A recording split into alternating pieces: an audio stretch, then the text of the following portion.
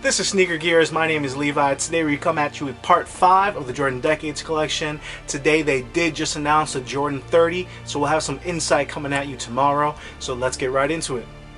So for part 5, we have the Fire Red 5s, black tone. We're looking at the 15s that came with the CDP pack. And then we're looking at the Bulls or Chicago colorway for the 2010s or the 25s. So getting into the 5s. The 5s were the first shoe to have a translucent outsole. They were also the first shoe to bring in 3M. And for performance purposes, they're actually the first shoe with an asymmetrical tongue or asymmetrical collar. Now, with the 30 just released today, Jordan Brand has been 100% on they're not going to sacrifice aesthetics for performance. But 3M is not needed for performance. I'm sorry. The clear outsole is really not needed for performance. And if it is needed, I haven't been there because you can get the right rubber compound. But you know what?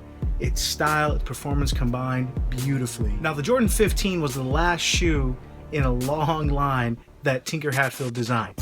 He actually based it on a fighter jet prototype. Now what I love about it is this upper is actually Kevlar woven, which is what you have bulletproof vests from. So this thing is hardcore.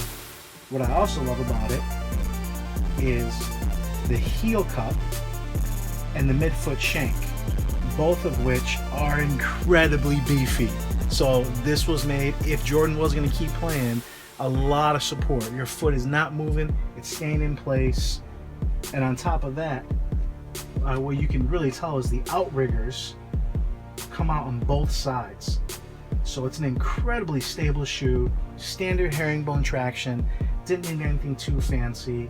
Now a lot of people will call these kind of like the duck boots for the upper tongue, and ironically Tinker made this based on Jordan's tongue sticking out, which he did quite often. So going into that, this is what some people consider the ugliest Jordan. I don't. I still kind of like it, but it's up there. But I really do appreciate the function over the form. The Jordan 2010, or the 25, actually was designed by Tinker Hatfield as well. He came back for the 19, the 20, and then again for the 25. Now what was nice about this one, the athlete behind it was actually Dwayne Wade, where he tried to jump ship and go to Lane Ning. But in that, they took inspiration from Jordan, they put the cushioning in for Wade. I'm gonna get into it real quick here. They actually put a full circle that's completely translucent, and if you're wearing a white sock, it kind of sucks, so it doesn't match the shoe. So you almost wanted to make sure you had matching socks when you put these on.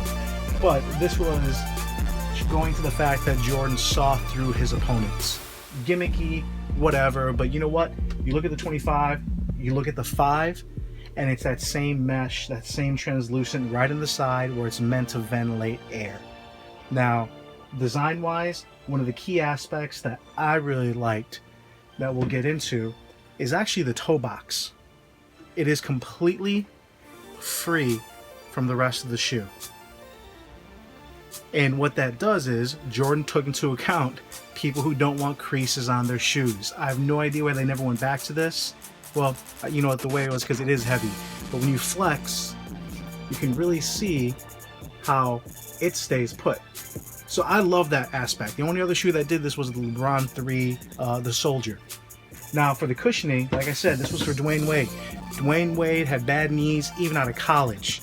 So you can't see it in this model just because they use a solid rubber. But going through, on the other model, you can see they used a full-length Zoom Air, bottom-loaded, but they also had top-loaded Zoom Air on the heel and the forefoot. So you're getting double Zoom Air along with the Phylon midsole. So these things are really, really comfortable. Now I actually use mine for outdoor play just because they are built really well. On the sides, just for protection, they actually did put outriggers here that are plastic in the heel and the forefoot, so you're really well contained.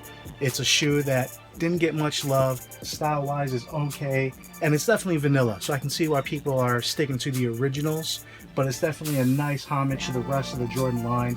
And just like the 5 with the asymmetrical collar, they really did take things to the extreme where you see the difference from left to right.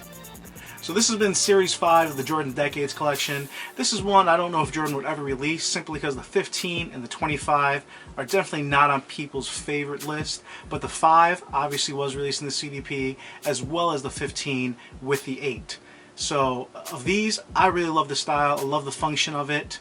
I'm glad you guys can take a look at it. We're going to have that 30 rant coming up pretty shortly, but tomorrow and/or in a couple days, we're going to hit you with the Series 6. This is definitely going to bring some heat from the 6 to the 16 to the 26.